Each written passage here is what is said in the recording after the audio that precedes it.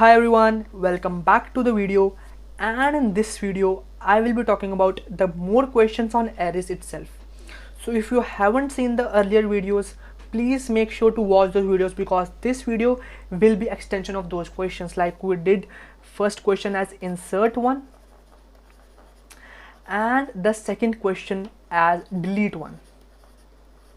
So we will be proceeding a further extension of those questions. So if you haven't, make sure to watch those videos. So before diving into the question, I want to make sure that you know from where this video was possible. This video is only possible because of the Launchpad initiative, which is taken up by Newton School. So what is Newton School? Newton School is a platform from where you can learn anything you want and you have to pay zero fees until you are placed. Like if you want to learn web development, Android development, I don't know, but if you want to learn it from scratch to an advanced level from experienced teachers, make sure you go and check out the Newton School website. So this Launchpad is a free part of that. There is a Newton School and they have launched the Launchpad as they want to make India as a developer powerhouse of the country, of the world. So this course is free for you. If you check out the Launchpad section of that, you can get a free certificate of completion if you do this course from that. And yeah, so basically if you want to learn anything for free, make sure you go to the site and check out their videos. So let's dive into the question yet. So the question 1 of our today's videos states that given an array, insert the element which would be given to us at a given position. Like this is an easy question, but we want to learn many things from this question itself. So first thing which I want you to learn is the position one. Like what is the relation between our position and our index? So let's understand by this with a given example. And this is our array, right? This is our index 0, this is our 1, this is 2, this is 3, 4, 5, 6, 7 and 8. Now according to the common rules or Unix, you can say that the common things that we figure out, the indexes are starting from 0, but the position will start from 1. Like this is index 0, but this is position 1, this is position 2, this is position 3, 4 and so on. So what relation you can see from this is that position is always equivalent to index minus 1. Just this part of the video, no, index plus 1. Yeah, this was a tricky part. Like 0 is index 1. You need to understand that 1 is index 1 is position 2, index 2 is position 3. So just keep this in mind. Like this is the basic crux of the question and this will solve our problem. Now let's see what the question states. We are given an array as 10, 20, 30, 40, 50, 60 and we are given an extra space as well. Why this extra space? We will see afterwards. Like these are the elements and I want to insert 55 at position number 4. Now what is position number 4? I said position minus 1 is equals to index or index plus 1 is equals to position. So let's calculate index. So if the question states that index 4, the position 4, you have to insert the element 55. So the index would be 3, 0, 1, 2, 3. This is our index where we want to insert the element 55. Now can you think of a solution which takes constant space? Like we do not want to, like the naive approach would be to copy the element. Like here we can have a breakpoint of the array, kind of here. The naive approach would be that take an array, take an extra array. Now keep the elements before breakpoint into the left part of the array, here itself, like here. Then at that position of the breakpoint, keep the element 55 which is given to us, and after the breakpoint insert these elements like this one. So this will be my naive solution and it will take some of the extra space. We haven't explored the time complexity yet, but yeah, if you know a bit about time complexity, so its space complexity would be order of n. This n means the elements would be there in the array. Perfect. So now we want to do a algorithm which do not takes extra space and solve this question in the array itself. Like we have to do some changes in this array only and we'll be able to solve our question. Okay, let's think of another solution. Let's do a thing. Here are some elements, here is the index where we want to insert, and here are some other elements, and here also I have my element over there. But as I said in the starting, like this position is empty for me, this position is empty for me, right? So what I will do, I will simply move this element aside, like understand this question with the example. Like you are sitting over here and there is another bench which is empty and you want to sit here. So what you will ask to your friend, you will say to your friend like, hey friend, move to the extra bench, move to the empty bench, and I want to sit here. Just this simple concept, this question will be solved. We are saying the same, like think like these are your friends. You say your friends, hey friend, just move 1 position and I want to sit here. Perfect. Now let's dry run this question, then we will see the algorithm part and then the code part. Here we have the elements as 10, 20, 30, 40, 50, 60 and an empty space. I want to insert element 55 at index 4. So 0, 1, 2, 3, 4, 5. My first step would be to calculate the index. Index would be position minus 1, which is 3. So here my pointer points, index points now. The second part would be to saying to the other elements like shift 1. So for int I is equals to n minus 1, I is greater than equal to index and I minus minus. Now let's understand this line, like what I have done here. I am saying that go to last index, then move the elements and then move the iterator minus minus, and here I want to do array of I plus 1 is equals to array of I. What does it mean by that? We are having n elements in the array. Perfect. Now I started at the second last index. What I did, I said move one place, which was the empty place. Move one place, array of I plus 1 is equals to array of I. I did the same for all, like move one place, move one place, and move one place. And when this all the things will be over, what I would have something like this: 10, 20, 30. Now this will be my empty space, and then I will be having 40, 50, and 60. Perfect. Now this place is empty for me. Like this place is empty for me. I want to insert here an element which is 55.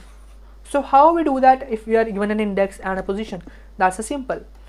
Array of position or array of index is equals to given element. Just this is the question. So yeah, without wasting any time, let's see the code part of the video. Okay, so this is the code part of the video. I have taken 10 elements initially. You can take any number of elements initially because you only have the access to the 5 elements, and after that I have taken an empty space but I do not have an access on the values of those extra spaces. There might be 0, there might be garbage value depending on the compiler you are using. Then I have inputted the position, I have inputted the index, I have inputted the position, I have inputted the element, I have calculated the index, which is position minus 1. Now n is equals to 5. Why? Because I've only had the control over these elements. I do not have the control over those elements. C++ is a language which allow you to control over those elements as well, because the size of the array is 10. Now this is a very dangerous part. Why? Because like if you are using a very good compiler which is U1, you will get out of index error. But if you are using like low compilers like the older ones, you will not get the out of range error like garbage error or somewhat of that, and you will be able to access those elements, and there might be garbage value which would ruin your program. So I have taken n is equals to 5, which is the initial size of the array or the current size of my array. Then I have moved the loop as I discussed in the video, and then the simple index minus 1, and then I have said that yeah, see out the array. So this is the simple code of that. Perfect. Now I want to discuss another question. I'm repeating the same thing. If you haven't watched the video, make sure you watch that video. You will be clear like what we will be doing in this part. question number 2 states that delete an element from the array at given position. So what I want to do is I want to delete an element from the array and I want to output that element which I deleted. So what I do is I am given the position from where I want to delete the element, and I will return like, hey user, this is your element which I deleted. So if you are coding in any language, I mean if you are following the algorithms, you will be able to code in any language with no problem. So make sure to watch the video till the end so that you will clear of the algorithms. Let's say that this is my array. Let's take the again like 10, 20, 30, 40, 50 and 60. Now what I want to do is that I want to delete this element which is at index number 2, 0, 1, 2, 3, 4, 5. Usually the user would not say that delete that element from array index number 2, it will say that delete the element from position number 3. That is clear from the previous question, like 3 minus 1 is equals to 2, so we want to delete the element from index 2. Now think of the solution once, like what you want to do, and this would be very easy question if you have understood the previous one. Pause the video here, think once, make your brain work and understand like what we will do. Okay, so I'm hoping that you have paused the video and think of the solution once. So now we will discuss the approach of this question. The question states that I am having an array with 10, 20, 30, 40, 50 as my elements. I want to delete this element. My first step would be go to index and copy that element. Copy that element as let's say int temp is equals to array of index, and before that make sure to calculate index. Int index is equals to position minus 1. Perfect. And the second part is int temp is equals to array of index. Now once you have do that, you have to return this temp because the user wants to see that what element you have deleted. Next step would be you want to delete this. Understand it like that, like this is my array and here I have let's say that this pen represents the position where I want to delete. So what will I do? I will say to this thumb like cover this element, cover the element. Now this element is not existent to me, I have overwritten this element. Now I have that part of that part of the array. What I want to say just under that, this one 10, 20, 30, 40, 50, move the element to that element, like start from here, like or start from the index, and array of I is equals to array of I plus 1, just inverse of what we did in the last part of the video, which was array of I plus 1 is equals to array of I. Now I want to do array of I is equals to array of I plus 1, just this. So you can code this very well, like I am writing the algo part, like for int, let's write clearly. So I will say that for int I is equals to index and I is greater than n and I plus plus, here the n is the size of the current size of the array, so make sure that you calculate it properly. Then array of I is equals to array of I plus 1, just do this and return the temp which you declared earlier. So this part of the code would be clear to you. Okay, sorry, okay, perfect. Now okay, so I hope you have understood that questions as well. So now let's discuss another question, which is reverse the array. Reverse the array. So these are some of the standard questions which are available in every data structure. Like if you follow any book, like any of the book, these questions will be there as well. So make sure that you do not miss this question because these are the basic questions and might be asked in the interviews as well. So reverse the arrays, what does that mean? You are given an array as 10, 20, 30, 40, 50, 60, 70, and I want you to give me output as 70, 60, 50, 40, 30, 20 and 10. Okay, so the first approach which will come to your mind is again the same one which come to your mind in the left array, increment was like take an extra array, move the elements from here to this array one by one in the reverse manner. This is the perfect technique. There is no if and but in this technique, but the only problem is you have is the size of the array, the temporary array which you are creating or the extra space which you are creating. This would not result in any kind of issue in the earlier stages because we have only 10 to the power 3 elements, like say 1000 elements, 10,000 elements. But in the big structures, when we have 1 lakh elements, 10 lakh elements, it would create a problem because you are creating an extra space for 10 lakh elements, and one element consists of 4 bytes. Integer takes 4 bytes of the memory. It would cause a problem because, as we already know in the earlier videos, like RAM is much smaller than that of the hard disk and any kind of a device. So we will not use an extra space. Let's think of another solution for this question, for this particular question. One approach can be like I traverse the array from the ending and then I save, like I declare many variables and I save in them and then I put them in the reverse order. So that would also take extra space, like the same thing, like this is the same thing. You are not holding your hair from here, but you are doing like this. That is the same part. Okay, so pause the video here and try to think of the solution. I would recommend you that because you are now very well weaponized to think of the solution. Okay, so I hope that you have paused the video and analyzed the solution. So let's discuss like what we will doing in the question and in the solution part. So I am taking the array like 10, 20, 30, 40, 50 and 60, and I want to reverse it like 60, 50, 40, 30, 20 and 10. Can you see a relation in this part? Like 60 has come here, 10 has come here, 20 has gone here, 50 has come here, 30 has come here and 40 has come here. Are you seeing some kind of a relation between these? If you are seeing, well and good. If you are not, you will see. We will do a part, we will do a thing. We will take int m is equals to 0, int n is equals to n minus 1, sorry, let's take d is equals to n minus 1. What I did, I have taken 2 pointers, one in the starting and one in the ending part. What I will do, I will simply take this pointer and swap the value of both the pointers. Let's understand what I want to do. Let's say I am given a and d here. I have placed a pointer here and a pointer here, so I will just swap these values.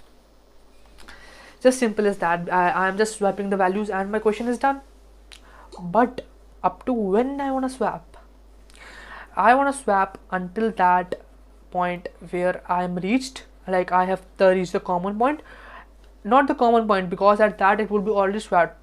The main condition would be m should be always lesser than d, because one is in the ending and one in the starting.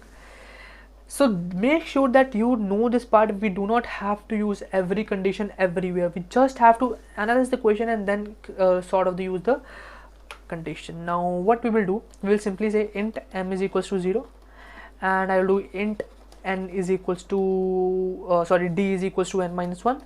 Then I will do while m is greater than d, swap array of m and array of d.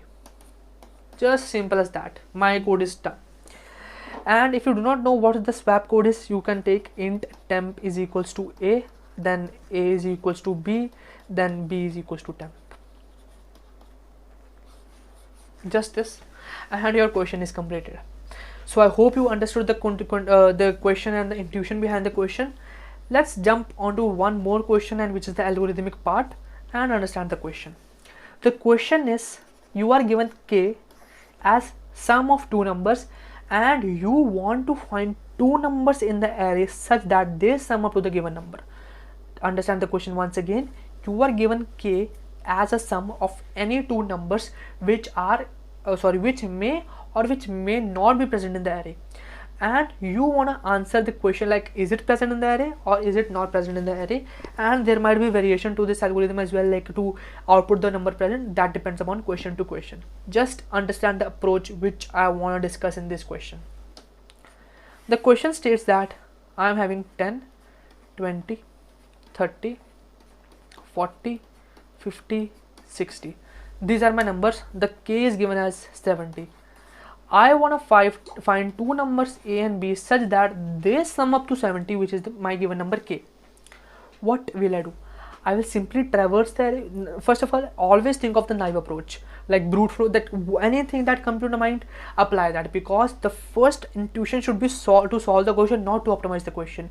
The first thing that you should think to solve the question, then after solving the question, you should think of the optimization part. First, I will solve the question. What I will do, I will pick up this 10, and by picking up this 10, I will traverse full array. I will find out like, is there any element present which is equivalent to 70 minus 10, because 70 minus 10 is equal to 60 and 60 plus 10 is equals to 70.